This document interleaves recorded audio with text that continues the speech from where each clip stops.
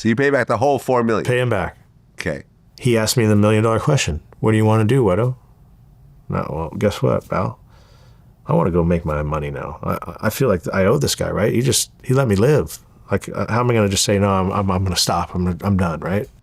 I was like, which would have been the right choice at that point. At that point, yeah. I've had 9 lives, right? And I was like, you know what? Fuck it. Let's run it. Like, I wanted to make him happy. I was literally good at this job. I was figuring out ways to get this product into this country that's impossible to get it into.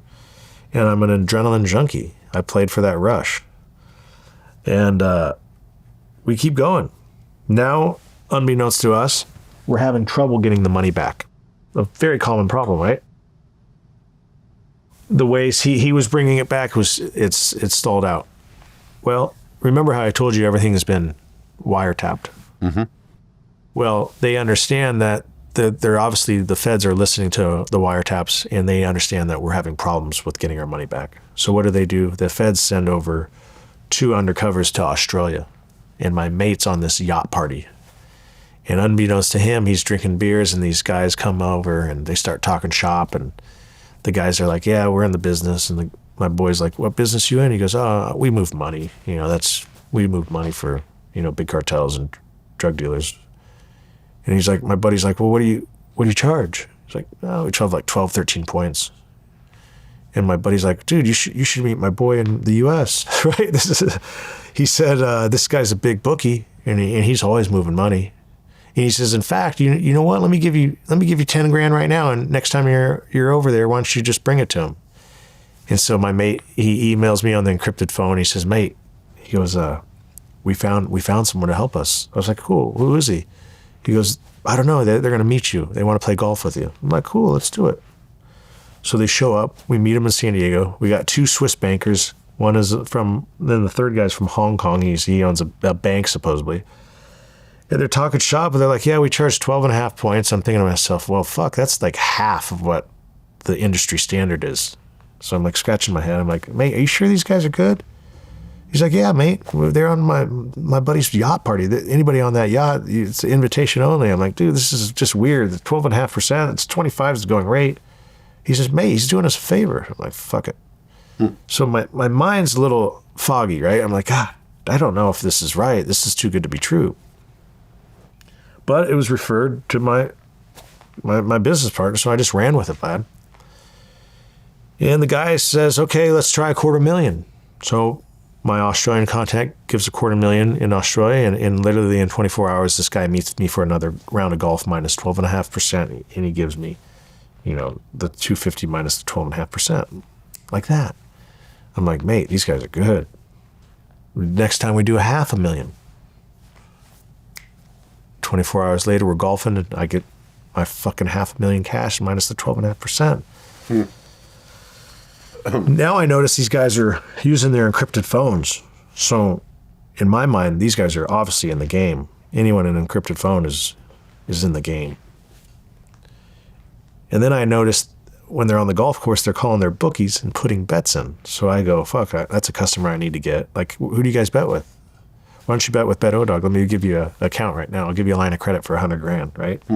So I give them a line of credit. They're betting on my website. They're drinking cocktails with me. These are the feds. These are the feds. Okay. Right? I don't know, right? Right. I don't know. It's the feds. And then I go, I remember once I saw that encrypted phone, I was like, okay, these guys are one of us. Next week, they said, hey, our route our boy got picked off with some of our work, but we need to try a different route. Do you think you could sell us some work? Some work's cocaine, right? And I go, yeah, what do you need? Like, he's like, just give me 5 birds, 5 kilos.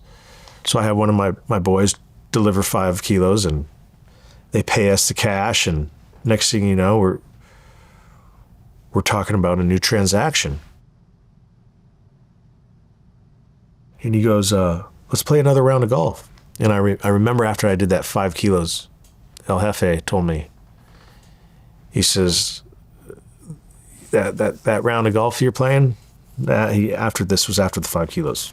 He says, that round of golf, you ain't playing golf. He says, you're playing golf with the feds. Huh. He told me. He already knew it. He already knew. Okay. He says, there's no way in hell someone's going to charge 12.5% when the rate's 25. He says, this is how they get you.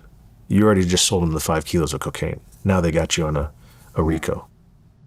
He's telling me this on the encrypted phone, right?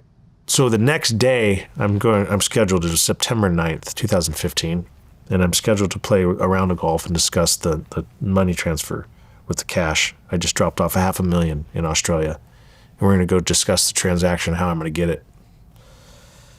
And it was 7:10 tee time. It was in San Diego. I leave from Beverly Hills, drive my Porsche Panamera, going like 95 an hour, just cruising, man. In the carpool. And I get there like 10 minutes early, and no one's in the parking lot. I'm like, holy shit, there's no one here. And I get on the encrypted phone, and I'm like, hey, mate, I'm here. And he's like, hey, I'm in the clubhouse. I'm like, man, this is just a weird feeling. And I get out of my car, and the caddy pulls up, and he's in the golf cart, and he's like, hi, Mr. Hanson, how you doing? And he was nervous, right? He was stuttering and he was shaking. I'm like, oh, damn, what's the matter with this kid? I said, hey, man, where is everyone, caddy? He's like, I don't know, Mr. Hanson. And I'm like, fuck, this ain't a good feeling. And I literally give him my golf clubs. And I walk around on my passenger side where I have my man bag and my encrypted phones and my cash that I'm going to gamble with. And I grab it and I turn around, and 15 undercover agents come out of the bushes, a helicopter in the sky, FBI, and the Australian authorities are there, and they handcuff me. And that money launderer ended up coming out in handcuffs. They had him handcuffed. And he's like, don't say shit, Owen. They don't got nothing on us. And I'm thinking to myself, this motherfucker thinks I'm some idiot. This is the feds, right? This is what it's all rouge. They're playing me. And sure enough, they get me in this interrogation room, and he's sitting over there. And he's like, don't say shit, Owen. They got nothing on them. I'm like, man, this guy's playing me. And they're like, Mr. Hanson. And then when I heard the Australian accent, I knew my life was over, because the whole time, Vlad, I was like, man, if this is just for the bookmaking, I'm okay. I'll do like 1 or 2 years. But as soon as I heard that Australian accent, I knew this was regarding the cocaine. And I was like, this is it. My life's over. Well, right. Because originally you got arrested on drug charges, but then a few months later... 3 months later, we got RICO'd. You got RICO'd. Exactly. So you got a conspiracy to distribute cocaine, conspiracy to distribute narcotics, RICO, running an illegal gambling business, and money laundering conspiracy. They say that you trafficked more than a ton of cocaine, and you're facing life in prison as well as extradition for more charges in Australia. That's what I was facing. And you're 33? Yeah, at the time, 33. So I was supposed to get out when I was 78 years old. Right, because there's other co-conspirators. So there is Derek LaVille. 3-time Super Bowl champ. 3-time Super Bowl champ. And just a bunch of other people. A restaurant owner, an accountant. Yep, lawyer. A lawyer.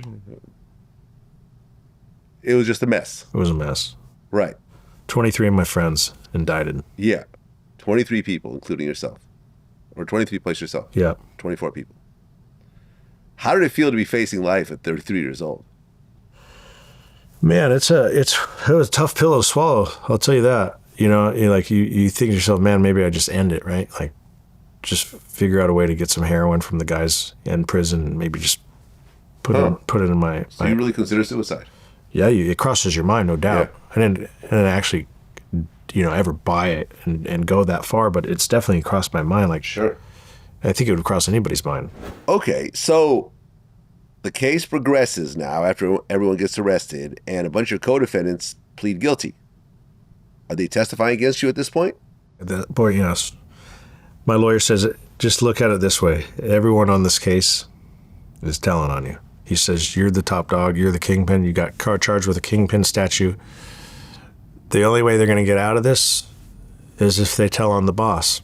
Because at this point, I'm taking it to trial. Okay. I have no choice. Did they offer you a plea deal? 30 years. Okay.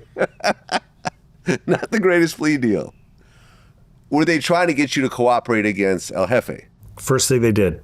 Okay. That's the rule. They say, hey, we'll allow you right now to come out of prison. This is the first day I got arrested. They told my lawyer, a couple weeks later, they told my lawyer that we'll allow him to come out prison right now if he works for us, and we can guarantee he will get a reduced sentence based off trying to take down the cartel. Why not do that? You're facing life in prison. They'll put you in witness protection. The cartel's a cartel, but witness protection is also pretty serious. Just do you want to live like that the rest of your life, knowing that you have to worry about the cartel coming after you? You know, at the time I was dating a woman that was from the same area as the cartel I was working with. I didn't want to put their life in danger. I don't want to put my father's life in danger. You got to remember, they got everything on me. Right, but there's also life in prison. There is life in prison. Right, which is, I would rather live worried about the cartel than doing life in prison. I'm just saying. I just don't see a judge giving someone life in prison for a first-time offense. That's how my mentality works. A ton of cocaine? Come on, man. It's a ton of cocaine. A ton. It's not a kilo. It's not a slap on the wrist. Okay. Like I said, the first... Don't sell any more tons. Here's probation. That's a ton of cocaine. Like I said, the first plea deal was 30 years. That's not a great plea deal. That shows you how serious it is. It's definitely not a deal. Okay. So you take it to trial. Now, while you're locked up... I don't take it to trial. Okay, well, hold on. While you're locked up, you're still running this drug operation on cell phones? That's what they say. Okay. Can you confirm or deny that? No, I'm not going to confirm. Definitely not running a drug operation. Okay. No, the sports betting operation was definitely running while I was incarcerated. Now, I wasn't behind it, but it was definitely running. Okay, so does it go to trial or what happens? We ended up taking a plea deal. So you did take a plea deal? Yeah, I took a plea deal. Okay, that was 21 years. So what happened was the plea deal was there. The government was going to ask for 19, and my lawyer was going to ask for the mandatory minimum on the cocaine charges 10. Mm-hmm. Most of the time in courts, it's called splitting the baby. The judge usually says, okay, the prosecution's asking for 19. The defendant's asking for 10. Splitting the baby means they'll put it like right at 15. Right. We knew that going into it. And we're like, fuck it. If we can get the baby split at 15, he goes, you're going to do 15. He goes, you get a little good time. He says, halfway house, you do the drug program. You'll probably be out in maybe 12 years. Mm-hmm. I'm like, okay, let's split the baby, right? That's all I was thinking, split the baby. We go, and unbeknownst to us, the judge wasn't too happy with me. About 2 weeks before, I wrote a letter to my accountant. And I gave my letter to my attorney. And I wrote my accountant saying, hey, mum's the word. You got my bullion. I know you got $1 million in my bullion and you got some cash in mine. I said, do me a favor. Just hold on to it. I'm going to go do some time. Just hold on to that for me. Gave it to my lawyer.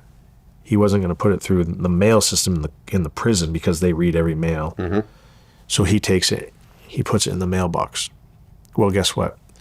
My lawyer, my accountant now opens the letter, reads it. He's thinking, maybe the feds are watching him read this. He goes to his lawyer, and he says, lawyer, I got this from my co-defendant, this kingpin, Owen Hanson. Mm-hmm. What should I do? What does his lawyer tell him to do? Turn it in. Yeah, okay. Stupidest thing I've ever done. Mm-hmm. So guess what? They had that letter the day I got sentenced, and they brought it to sidebar, and the judge told my lawyer that Mr. Hanson's been trying to hide money. I'm not going to give him 19 years. I'm not going to give him 10 years. I'm actually going to give him 21 years and 3 months. 21 years. You could have gotten 15 had that letter not been written. Correct. Okay.